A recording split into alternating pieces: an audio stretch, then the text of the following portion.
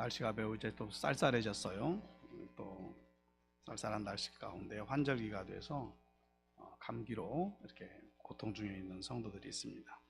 하나님의 은혜 안에서 회복되어지는 놀라운 그 경험이 있기를 축복합니다. 건강해서 하나님께서 우리에게 주신 사명들을 감당해 나아가는 그런 삶이 되어져야 되겠어요. 오늘 저는 이 전도서 3장 1절로 15절 말씀을 통해서 기회를 선용하는 사람이라는 제목으로 말씀을 나누고자 합니다.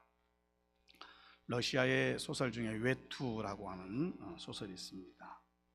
한 사람이 평생을 가장 좋은 외투, 아름다운 외투, 자기가 그렇게 소망했던 외투 한 벌을 갖기를 위해서 힘쓰고 애쓴 내용들, 그래서 안 쓰고 안 먹고 그래 모아서 그 원하는 외투를 샀어요. 그리고 사가지고 집에 돌아오는 길에 강도를 만나서 그 외투를 빼앗깁니다. 외투를 빼앗기고 난 이후에 이 노인은 나이가 들어서 노인이 되었고 살아갈 힘이 없었어요. 목표가 없어졌어요. 무서운 절망감이 그를 사로잡았습니다. 이 절망감의 모습을 묘사하면서 인간의 그 모습을 걸어가는 길을 우리에게 설명하고 있는 내용입니다. 이 노인은 평생을 외투 한 벌 벌기를 위해서 벌어서 입기를 위해서 살았던 것이죠. 목적이 외투 한 벌이었어요. 물론 여기서 옷 하나 사는 것이 무슨 소설의 주제거리가 되어지겠나라고 말할 수 있지만은 의미는 옷 하나를 얘기하는 것이 아니라 인생의 목적을 어디에 두고 사느냐예요. 과연 우리가 살아가는 인생이 외투 한 벌에 그 가격밖에 안 되는 인생일까? 혹여 우리 가운데서 이 노인과 같이 외투 한 벌은 아니지만은 하나님 보실 때에 이 노인과 비슷한 그러한 의미, 그러한 목표, 목적을 가지고 살아가는 사람은 없는가? 우리 한번 되돌아볼 필요가 있는 것 같아요. 그것은 어떤 사람은 권력을, 어떤 사람은 물질을, 어떤 사람은 명예를, 하나님 경외함이 없이 썩어질 세상의 것들로 쫓아가면서 그것을 따라가는 삶, 외투 한 벌을 얻기 위해 사는 인생과 무엇이 다를까라고 하는 거죠. 성도는 하나님의 자녀입니다. 하늘의 특별한 시민권을 가진 사람들이에요. 하늘 기업의 상속자라고 얘기하고 있어요. 그리고 주님이 다시 오실 때에 주님과 함께 다스리는 권세를 가진 자들이라 성경은 이렇게 말하고 있어요. 그래서 오늘 우리로 먹든지 마시든지 무엇을 하든지 하나님의 영광을 위하여 하라라고 말씀하고 있습니다. 오늘 아무렇게나 살아도 되는 인생이 아니라는 얘기예요. 오늘 지혜로운 자가 되어서 때를 따라 잘 선용하여 주님 앞에 귀한 열매를 내놓는 우리의 인생의 여정이 되기를 주님의 이름으로 축복합니다. 저는 10월 달을 돌아오면서 이번 한 해의 나의 영적 열매는 무엇일까?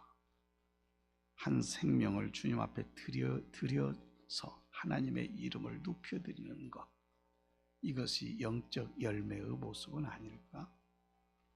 우리가 봄에 했던 것처럼 해피데이 전도 축제처럼 구호도 않고 영상도 안 보고 그러니까 그냥 밋밋하게 그냥 넘어갈 일인가? 우리는 언제든지 때를 얻든지 못 얻든지 복음의 증인으로 살아가야 될 줄로 믿습니다. 그것이 삶의 목적이어야 돼요. 왜요? 우리 하나님께서 우리 한 사람을 구원하신 목적이 그거기 때문에. 그래서 한 번 지나간 기회는 나에게 다시 돌아오지 않아요. 우리는 그렇게 말해요. 내 인생이 언제 이렇게 빨리 지나갔는지 모르겠다. 내가 어느새 60, 70, 80이 되었어. 기회도 지나갔을 거예요. 나에게는 다시 기회가 없을 것 같은 생각이 들 때도 있을 거예요. 지나간 것은 붙잡을 수 없지만 앞에 있는 것은 붙잡아야 되지 않을까요? 오늘 전도서의 기자인 이 솔로몬은 인생의 노년기에 자기의 삶을 되돌아보면서 기록한 것이 전도서의 내용이에요. 그래서 1절에 있는 말씀을 통해서 보면은 범사에 기한이 있고 천하 만사에 다 때가 있나니 그랬어요. 기한이 있고 때가 있대요. 그러면서 2절에서부터 8절까지 28가지의 때, 기한에 대해서 이야기를 하고 있어요. 모든 일에는 때가 있는 거죠. 그 때에 맞게 살아갈 때에 행복감을 느끼게 되고 기뻐할 수 있는 거예요. 그 삶이 아름다운 삶이 되는 거예요. 이런 말이 있어요. 쇠는 달궈졌을 때에 두드려라. 달궈지지 않는 쇠를 두드리는 것은 무익한 거예요. 쓸데없는 짓 하고 있는 거예요. 달궈졌을 때에 두드려야 원하는 모양을 만들 수가 있는 거예요. 이 말은 때에 맞게 행동하라는 이야기이기도 해요. 하나님께 지혜를 구하여 주님이 주시는 기회를 잘 붙잡아서 하나님께 영광 돌리며 살아가는 성도들이 되기를 주님의 이름으로 축복합니다. 그러기를 위해서는 세월을 아껴야 돼요. 바울 사도는 에베소 교회에게 에베소서 5장 16절 17절에서 세월을 아끼라, 때가 악하니라. 그러므로 어리석은 자가 되지 말고 오직 주의 뜻이 무엇인가 이해하라. 과거 개역성에는 분별하라 이렇게 써 있어요. 세월을 아끼라고 하는 이 말은 단순히 분주하게 살아라 이런 뜻이 아니에요. 분별 없이 분주하게 사는 것은 세월을 아끼는 게 아니에요. 사단은 예수를 믿는 그리스도인들이 그리스도의 좋은 군사로 살아가지 못하도록 우리의 문화를 통해서, 우리의 모든 사상 체계를 통해서 우리를 쓰러뜨리려고 해요. 그래서 우리로 하여금 세상의 것에 분주하여 살아가도록 만들어버려요. 그래서 매일 사람들이 쫓기면서 매 시간을 그렇게 살아가고 있는 것 같아요. 하루에 집에 가서도 일과를 마치지 못하고 연속선상에 있는 사람들이 얼마나 많은지 몰라요.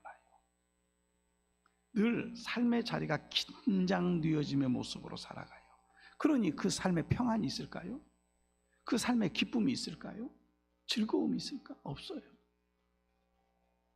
분주한 사람들이 단지 자기의 성공에 어떤 목적을 두고 열심히 고생해서 큰 성공을 이루어 본다라고 말하지만 그 성공을 이루고 나면 또 다른 것이 앞에 또 놓여져서 그 길을 또 달려가요.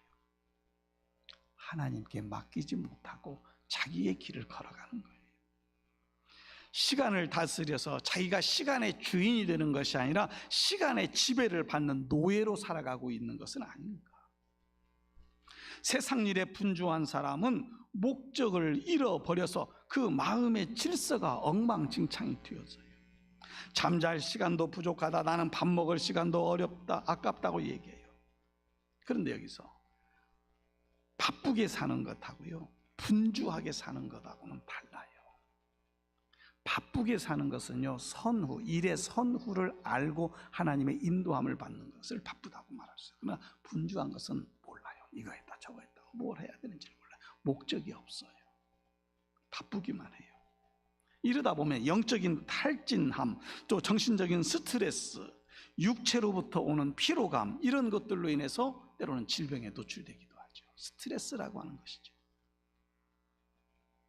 예수님께서도 이 땅에 공생애를 시작하셨을 때에 많은 사역들을 행하였지만 서두르지 않았어요.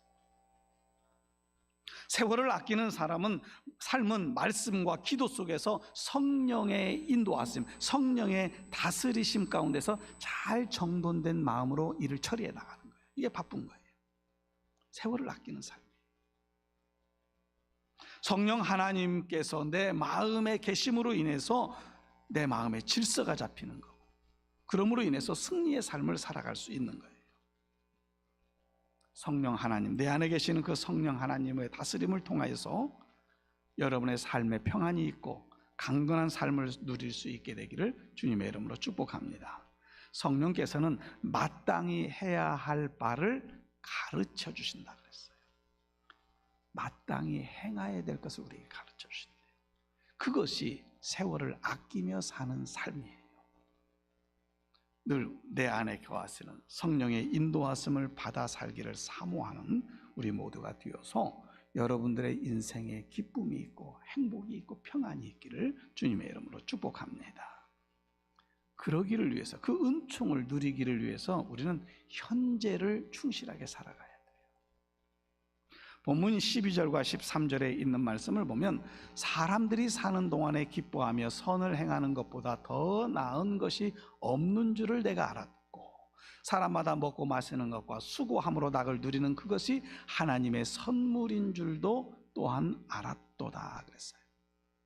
정리하면 범사에 때와 기한이 있지만은 그 때와 기한을 우리가 알 수 없으니 성령의 인도하심, 주님의 은총을 누리면서 현재 주어진 일을 즐겁게 하고 선을 행하면서 열심으로 수고하는 삶, 이것을 이야기하고 있는 거예요. 우리는 내일 일을 알 수가 없어요. 내일 일을 위하여서 충실하게 준비하는 것과 아울러서 하나님께서 주신 은총을 누리는 것도 매우 중요한 거라 그 말이지요. 성도는요, 삶의 현장에서 사명 때문에 살아가지만 거기에 때로는 어려운 상황들이 있을 수 있어요. 그러나 그 어려운 상황들 안에 기쁘고 즐거움으로 변화시켜 주시는 하나님의 섬세한 손길이 있는 줄로 믿으시기를 바랍니다. 사명에서 오는 고난도 주님과 함께 멍에를 메고 가기 때문에 두려울 것이 없는 거예요. 억지로 하지 않아도 돼요. 주님의 은총을 누리면서 기쁨과 감사함으로 하나님이 주시는 힘으로 감당해 나아가면 내 앞에 모든 기회를 잡을 수가 있다라고 하는 사실이에요. 그것을 앞에 오는 기회를 잡는 것은 미래를 준비하는 지혜로운 자의 삶인 거죠. 미래는 겸손함으로 준비할 수 있어야 돼요. 여기 아까 말한 2절에서부터 8절까지 28가지의 때와 기한에 대해서 이야기를 하고 있는데 그 중에 14가지는 매우 긍정적인 것이고 14가지는 부정적인 거예요. 그러면서 성경은 우리에게 이렇게 말하고 있어요. 하나님이 하시는 일의 시종을 사람으로서 측량할 수 없다. 하나님이 하시는 것을 우리가 알 수 있는 방법이 없대요. 그렇기 때문에 지금 잘 된다고 해서 교만해서도 안 돼요. 항상 겸손해야 돼요. 사람의 육체는요 20대까지가 피크랍니다. 20대가 넘어가면은 이제 그때부터는 쇠퇴기예요. 결국 그렇게 가다가 노인이 되어서 연로한 때가 되어짐으로 죽음의 자리에 있게 되지만 그러나 그 죽음의 자리에 믿음의 사람들은 소망을 가지고 있잖아요. 이게 다른 거 아닐까요? 믿음을 가지지 못하는 자는 소망이 없어 여기서 내가 끝나는가 보다 하고 끝내요. 외모도 마찬가지죠. 아름다움이 평생 가지 않는 것 같아요. 시간이 지나면서 주름의 골이 패이게 됩니다. 요즘 성형외과에서 여러 가지 시술들을 한다고 하지만 그것이 겉으로는 그럴지 몰라도 그 속까지 그럴까요? 우리는 하나님의 은혜 안에서 선한 일에 힘쓰고 선한 사업에 부하고 하나님께 영광을 돌릴 줄 아는 겸손함으로 겸비되어져야 될 줄로 믿습니다. 그것이 하나님의 사랑 안에 믿음의 승리를 이루는 삶의 모습인 거예요. 훌륭한 믿음의 선진들을 본받고 겸손함으로 신앙의 승리, 마지막 승리의 그 기쁨을 누리는 우리 모든 성도들이 되기를 주님의 이름으로 축복합니다. 그러기를 위해서 어떤 상황이 내 앞에 놓일지라도 기회를 잡기를 위해서는 낙심하지 말고 소망 가운데 있어요. 내리막이 있으면요 오르막이 반드시 있어요. 그게 인생이래요. 하나님을 믿는 사람들은 더욱이 그렇습니다. 하나님은 반드시 나의 인생의 오르막길로 인도해 가실 거라는 믿음을 가지는 거예요. 하나님은 우리에게 때를 주시고 은혜를 주십니다. 히브리서 4장 16절에 가서 보면 그러므로 우리는 긍휼하심을 받고 때를 따라 돕는 은혜를 얻기 위하여 은혜의 보좌 앞에 담대히 나아갈 것이니라. 우리가 시험을 당할 때에 피할 길도 주시고 감당할 수 있는 은혜와 힘을 우리에게 더해 주신대요. 이 하나님을 신뢰하시기를 바랍니다. 성경에 나오는 인물들 중에 어렵고 힘든 가운데서도 절망하지 아니하고 하나님의 은혜를 힘입고 큰 사명을, 큰 일을 감당한 사람 있잖아요. 모세가 그런 사람 아닌가요? 그는 광야에서 장인의 양을 치고 있었어요. 애굽 사람 죽인 걸로 인해서 도망자 생활을 하는 과정. 40년을 그렇게 살아요. 하루하루가 초조한 삶이었어요. 언제 애굽 군사들이 자기를 잡으러 올지 알지 못해. 늘 뒤를 돌아보면서 자기에게 어떤 해악을 끼치는 자들이 혹시 올까? 그러면서 40년을 보낸 거예요. 근데 그렇지만은 거기에서 하나님을 신뢰하는 믿음이 견고해진 거죠. 그래서 그 고통 중에서 그를 하나님이 건져내셔서 이스라엘 백성들을 애굽에서 탈출시키는 일, 해방시키는 일을 그로 감당하게 하시잖아요. 요셉은 형제들에게 팔리움을 당했어요. 보디발이라고 하는 집에 들어가서 거기서 가정 총무로 일을 하는데 결국 모함을 받아서 감옥에 들어가는 수모까지 겪어요. 억울하게 갇혔어요. 그런데 하나님은 그 모든 과정 속에서 하나님을 신뢰하는 요셉의 마음을 보신 거죠. 그래서 그를 애굽의 총리의 자리에까지 있게 하시고, 그리고 그 본국에서 가나안 땅에서 굶주리고 있었던 자기 부모님과 형제들이 결국에는 그 땅에 와서 450년 동안 살잖아요. 이 모든 것을 보면 하나님께서는 준비한 사람들을 사용하고 계시더라 하는 거예요. 여러분, 지금 여러분들이 어떤 문제로 어려움 속에 있습니까? 때로는 육신의 칠고로, 때로는 사람과의 관계로, 때로는 재정적인 어려움으로. 그러나 여러분, 낙심하지 마시기를 바랍니다. 하나님은 약한 자를 들어서 강한 자를 부끄럽게 하시며 그를 강하게 사용하시는 줄로 믿습니다. 하나님을 의지하시기를 바랍니다. 하나님을 향하여 소망을 놓지 마시기를 바랍니다. 바로 그 삶이 오늘 기회를 놓치지 않고 기회를 선용하는 자의 모습이에요. 미래를 잘 준비하는 자가 결국에는 승리자가 되어지는 거예요.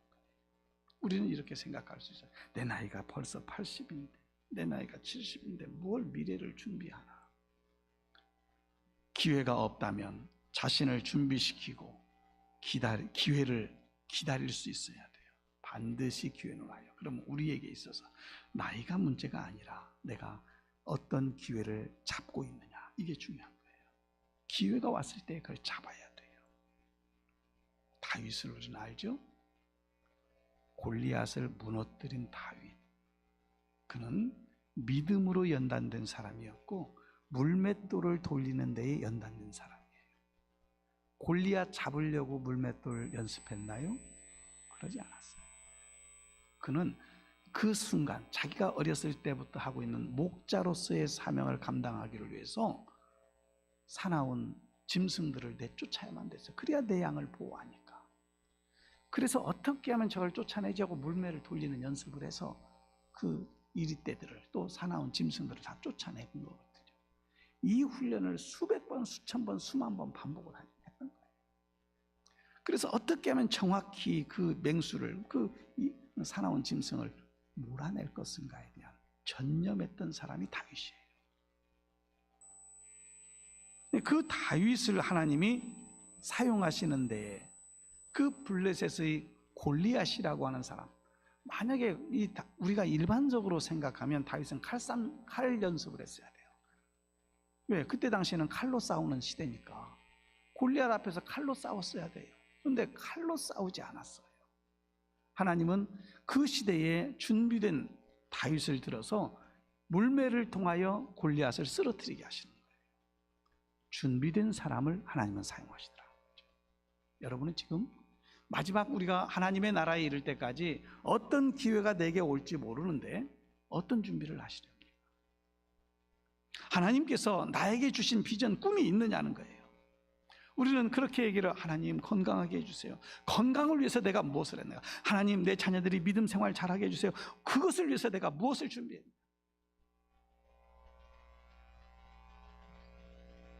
자녀들에게 신앙의 유산을 물려주는 것을 첫 번째로 삼으시기를 바랍니다.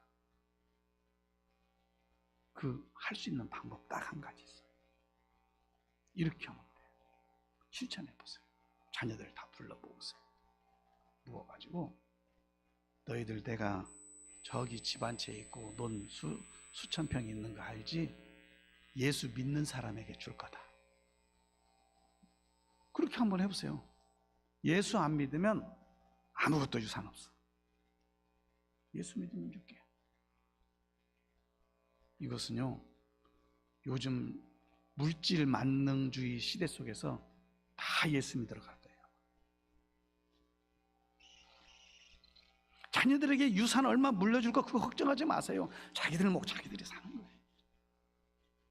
그런데 우리 어머니 세대들, 아버지 세대들은요, 그것을 못 줘서 한다. 여러분이 다 쓰세요. 그리고 혹시 주고 싶으면 예수 믿는 사람에게 주세요.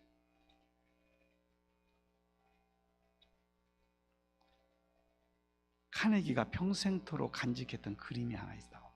우리 카네기 재단이 있고, 그 카네기가 간직했던 그림은 이렇게 적게 됐대요. 별로 유명한 화가가 그린 그림도 아니에요. 그가 젊었을 때에 외판원, 그러니까 집집마다 돌아다니면서 물건을 파는 사람이었어요.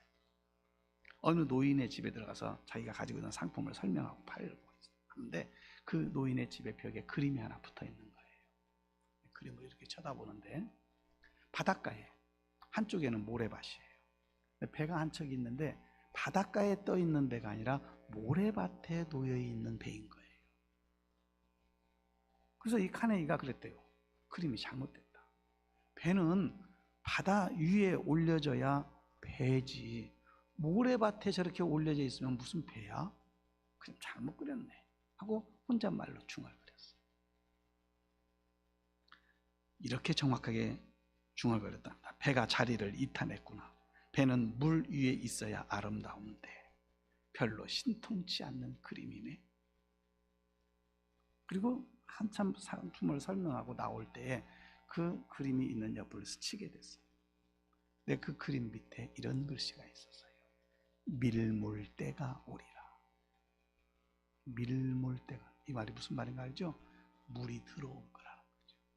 그러면 그 그림을 그리는 사람은 뭐라고 생각했냐면, 비록 이 모래 위에 있는 배이지만 그것을 잘 수리해 놓으면 물이 들어올 때에 물 위에 뜨게 될 거고 고기를 잡는 어선으로서의 역할을 감당하게 될 거라는 의미로 기회를 잡기를 위해서 준비해야 된다는 의미로 그림을 그린 거예요. 그 그림을 이 할아버지에게 달라고 졸랐대요. 할아버지께서 세상 떠날 때 이 그림을 나에게 주십시오. 그래서 결국 카네기가 그 그림을 받아간 거죠. 그리고 평생, 자기 평생에 그 그림을 간직했다는 이 얘기예요. 여러분은 지금 모래 위에 걸쳐져 있는 외로운 고깃배 한 척과 같은 인생은 혹시 아닌가요? 그러나 준비만 잘 되면, 구멍난 배를 잘 손질하고 고장난 엔진을 잘 가동시키도록 준비해 놓으면 밀물대가 되어서 물이 들어오게 될 때에 그 배는 떠서 고기를 잡는 배로서의 역할을 감당하는데, 여러분들의 인생도 준비될 때에 그렇게 사용되어질 줄로 믿습니다. 잘 준비해야 돼요. 이것은 나이가 많냐 적냐를 상관하지 않아요. 우리는 영생의 복을 누리는 자이기 때문에 그 나라에 이르기까지 내가 오늘 어떠한 모습으로 영생을 얻기까지 준비할 것인가, 하나님께 영광이 되고 하나님을 기쁘시게 하는 삶을 어떻게 살아갈 것인가를 그저 사는 게 아니라 깊은 묵상과 그리고 기도함을 통해서 그렇게 살아내야 돼요. 그것을 우리는 이렇게 말할 수 있어요. 하나님을 경외하는 자로 산다. 우리는 때를 잘 알지 못합니다. 그래서 오늘 11절에 가서 보니까, 그러나 하나님이 하시는, 마지막 부분에, 그러나 하나님이 하시는 일의 시종을 사람이 측량할 수 없다. 하나님이 하시는 일을 사람이 측량할 수 없다. 전도서를 보면은 지혜로운 사람은 때를 알고 때를 맞춰가는 사람이래. 반대로 어리석은 사람은 때를 몰라서 제 때를 맞추지 못한대.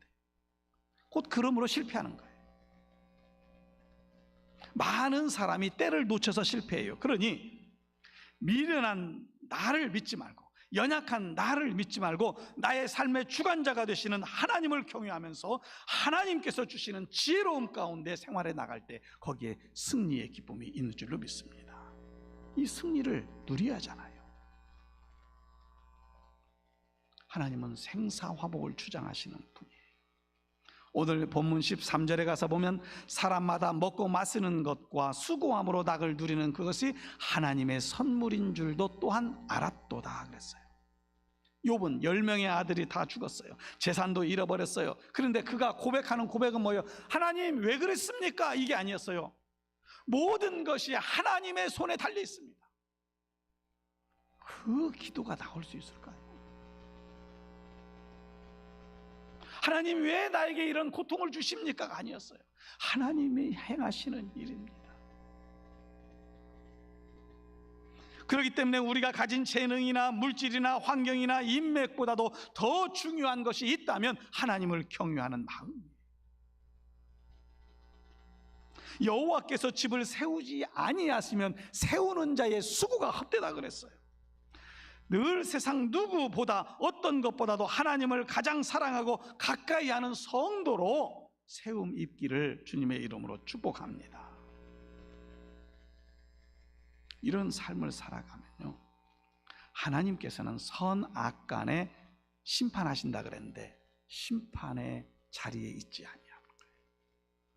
우리가 행한 모든 것이 하나님 앞에서 다 드러나기 때문에 하나님을 경외하는 자로 살아가야 돼요. 오늘 본문 15절에서 보면은 마지막 부분에 이렇게 기록하고 있어요. 하나님은 이미 지나간 것을 다시 찾으시느니라. 지나간 것을 찾는데요. 이건 심판하시겠다는 얘기예요. 비행기가 떨어지게 되면은 그 원인을 알기를 위해서 블랙박스라고 하는 것을 찾아요. 요즘도 교통사고가 나게 되면 누가 먼저 잘못한 것인지 잘 모르게 되면 블랙박스를 가지고 CCTV를 가리잖아요.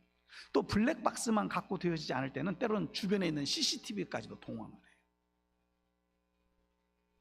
왜? 지나간 것을 잘 모르겠거든요. 하나님이 우리가 하나님 앞에 섰을 때 지나간 것들을 다 살피신대요. 다시 찾는데요. 그러기 때문에 우리는 하나님 보시기에 지금부터, 즉 현재의 삶 속에서 하나님이 기뻐하시는 일, 또 하나님을 경외하는 자의 삶을 통해서 소망 중에 거해야 될 줄로 믿습니다. 이런 삶을 살아가면 그 걸어가는 걸음걸음마다 그가 행하는 모든 삶의 여정에 하나님께서 놀라운 은혜와 복으로 더하여 주시는 줄로 믿습니다. 이 하나님이 주시는 지혜를 잘 선용해서 믿음의 승리자로 살아가는 우리 믿음의 성도들이 되기를 주님의 이름으로 축원합니다. 기도합니다. 살아계신 하나님, 우리가 지금을 살아가고 있습니다. 현재를 살아가고 있습니다. 우리의 앞이 어떻게 펼쳐질지 아무도 모릅니다. 그러나 우리가 확실히 알 수 있는 것은 하나님의 말씀 안에서 잘 준비되어지면 하나님께서 귀하게 사용하신다는 겁니다. 모세를 그렇게 사용했고, 다윗을 그렇게 사용했고, 요셉을 그렇게 사용했고, 바울을 그렇게 사용하셨습니다. 그들이 신앙의 위대한 사람이었기 때문이 아니라 하나님을 신뢰하는 믿음 때문이었는데, 그 믿음 우리가 소유하기를 원합니다. 그 믿음 가지고 살기를 원합니다.